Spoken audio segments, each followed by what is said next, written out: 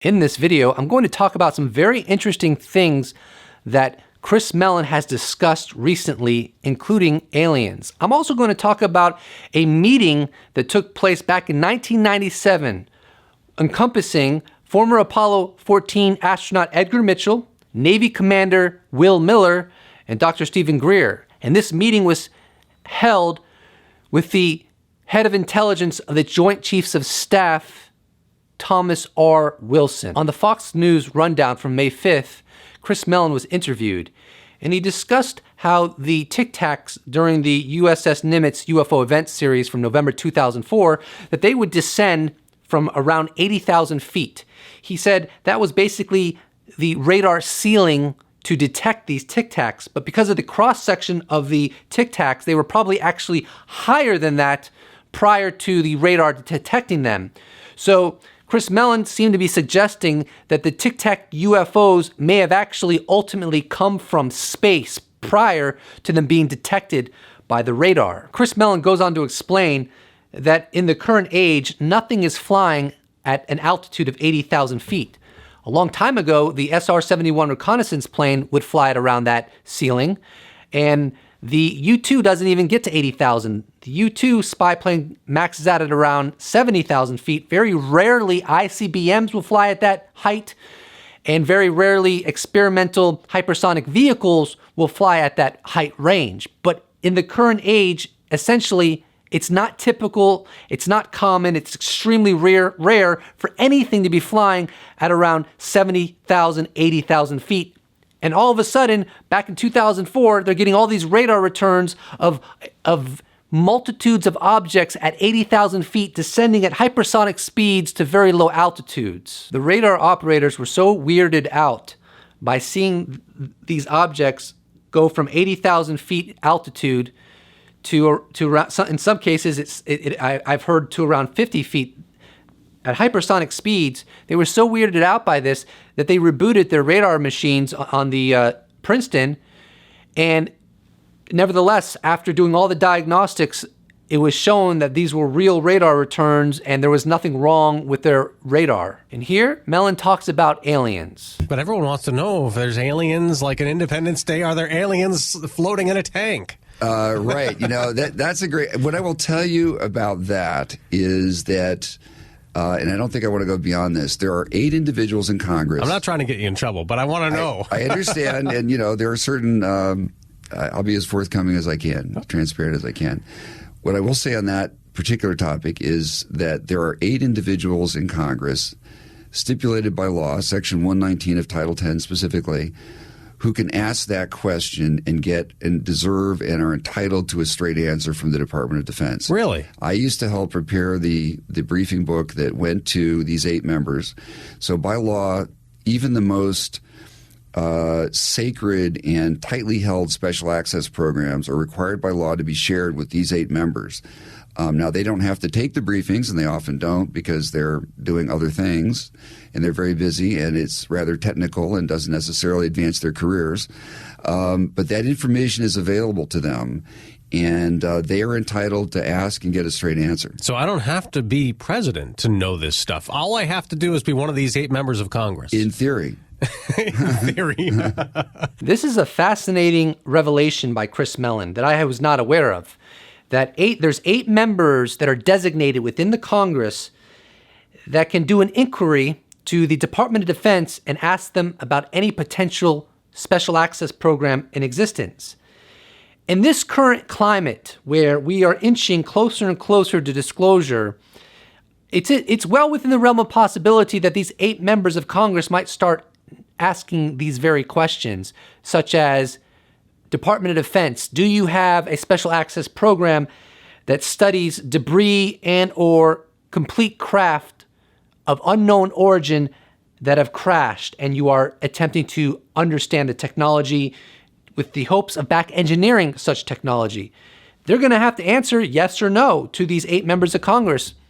Now, believe me, I don't put it past the Department of Defense to lie about such programs. However, since we are getting so close to disclosure, it would be perhaps very ill-advised not to give an accurate answer to these 8 members of Congress for the simple fact that once we push beyond disclosure, it would become readily apparent sooner or later that the Department of Defense was lying to Congress, and that could get them in a whole lot of trouble. So particularly in this current climate, if those 8 members of Congress demand an answer from the Department of Defense whether such a program exists, I'm putting my bet the Department of Defense is going to give them a truthful answer. And I hope that comes to pass, because it is, in my opinion, an abomination that these kind of programs are so black, they're so deeply embedded in secrecy, that even the Congress, the president, and many of the military personnel that should have access to these programs, at least access in terms of knowing they exist, simply do not. There's been a lot of talk recently about special access programs in the Department of Defense that study alien technology. And right now, that talk is actually pretty prominent, and I'll get into that in a little bit. But there's an old story that's circulating widely right now regarding former astronaut of Apollo 14, Edgar Mitchell, Dr. Stephen Greer, as well as Navy Commander Will Miller had a meeting with, at the time, the head of intelligence for the Joint Chiefs of Staff.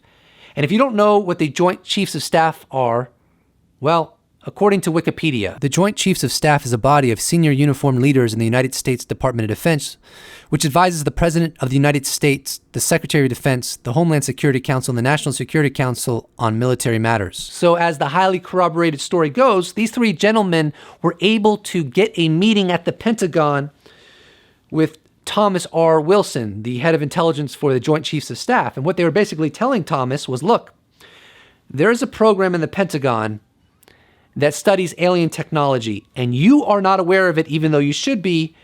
And it is so black, it is so secretive, it is so insulated that it's essentially illegal. That they don't have protocol justifying to keep it so dark. And of course, Thomas R. Wilson was like, well, this is very interesting.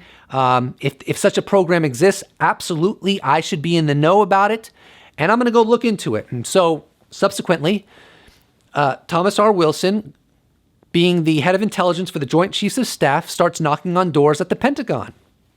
Finally, he gets an audience. But what's interesting is it wasn't military personnel that ended up revealing that such a program exists. It was lawyers representing the program. And the reason it was not military personnel and it was lawyers is because this program is largely run by an aerospace company, contractors. It is not run by the United States military. Part of the reason it is constructed this way is because it's much easier to keep such a program secret and out of the knowledge of Congress and the president and many military personnel when it's being run by an aerospace company, private industry, as opposed to being run directly by the military. Anyways, these lawyers that were representing this special access program, they told Wilson, they said, look, and they weren't even military personnel. They said, look, Wilson, you don't have a need to know. And Thomas R. Wilson became livid. He's like, what do you mean I don't have a need to know? I'm the head of intelligence for the Joint Chiefs of Staff. And he was livid. But that's just the way basically the story ended.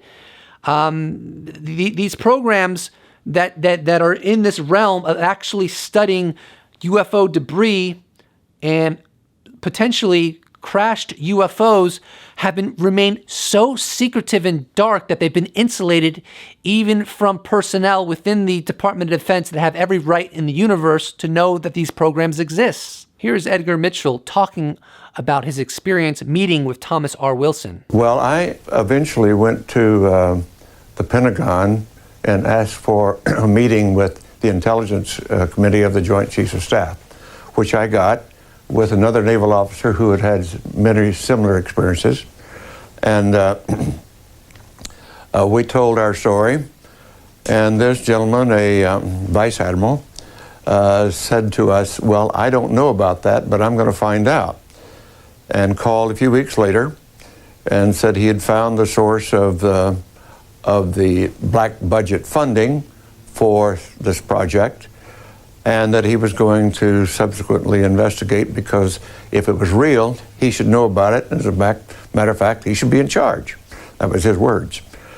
And so we did get calls from him sometime later, and a report much later than that he had found the people responsible for the cover-up and for the people who were in the know, and were told, "I'm sorry, Admiral, you do not have need to know here, and so goodbye." And here is Edgar Mitchell talking about how prominent officials of the U.S. government have tried to break in to the knowledge of which have been acquired by special access programs within the Department of Defense. Journalist Julian Marinovich was involved in the production of the following clip. And we do know that there have been very high-level people, politicians over the last years, from Barry Goldwater through Jerry Ford and others in our government, and President Clinton, Bill Clinton, tried to break into that circle of knowledge and were resoundingly rebuffed, and were not able to do so. So to me, it's a cancer growing in our midst, that this information is known to some, but is being well hidden.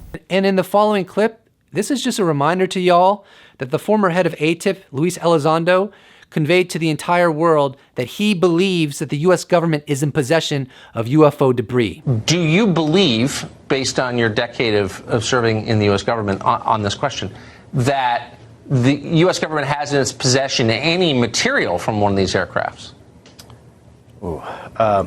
I do, yes.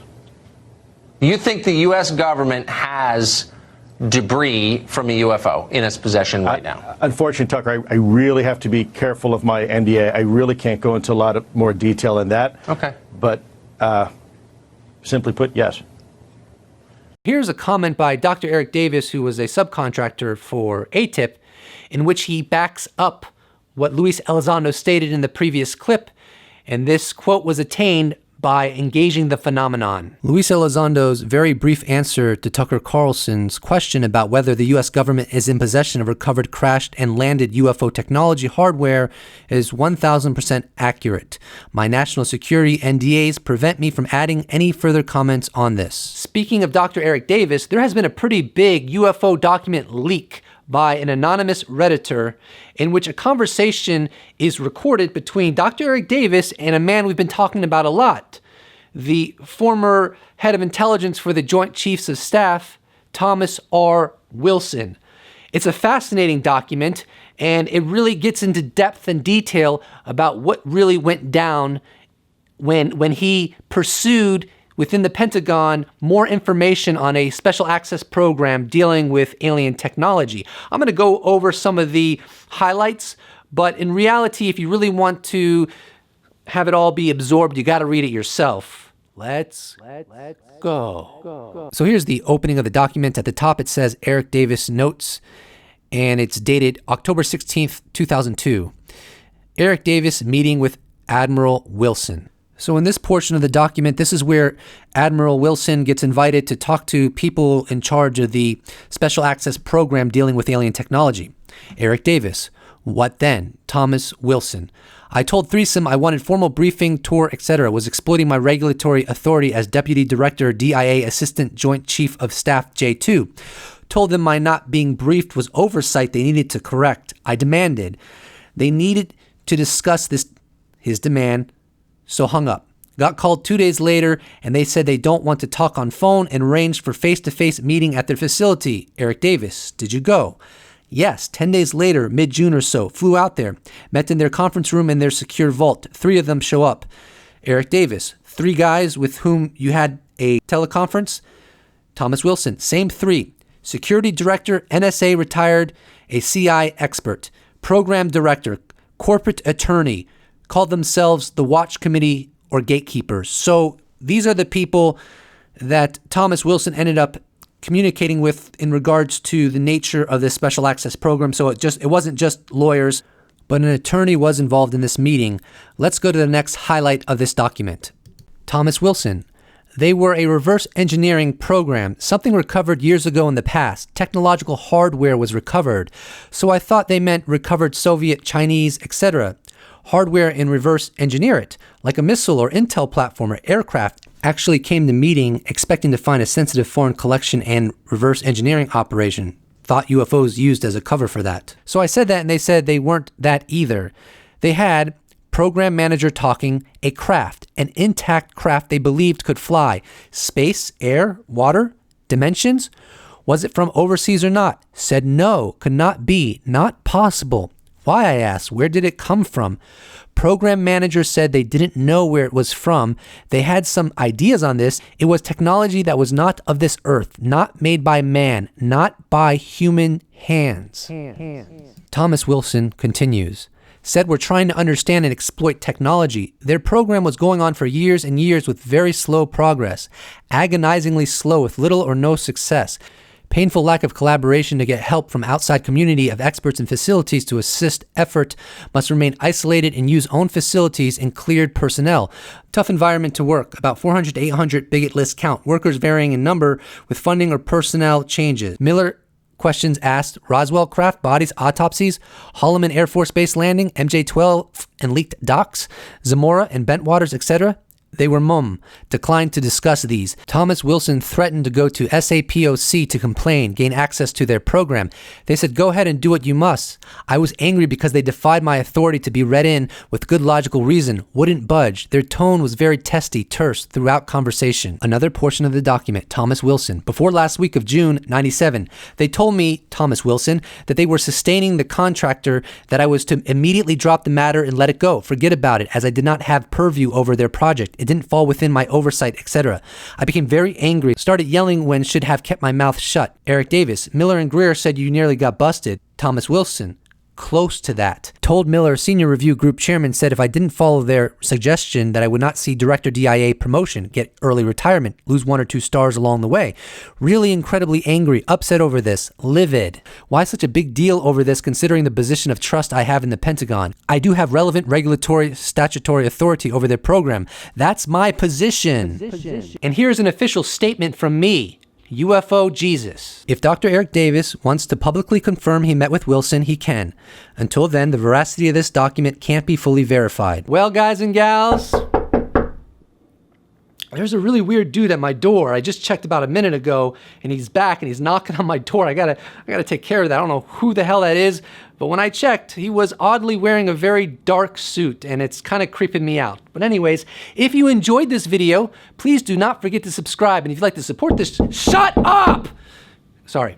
If you'd like to support this channel, you can check out my merch shop, links in the description below, or you can even become a patron, or you can just slap a like on this bad boy, and I'll appreciate it so much. Thank you so much for watching, and I look forward to seeing you next episode. Do you know who I am? I'm UFO Jesus!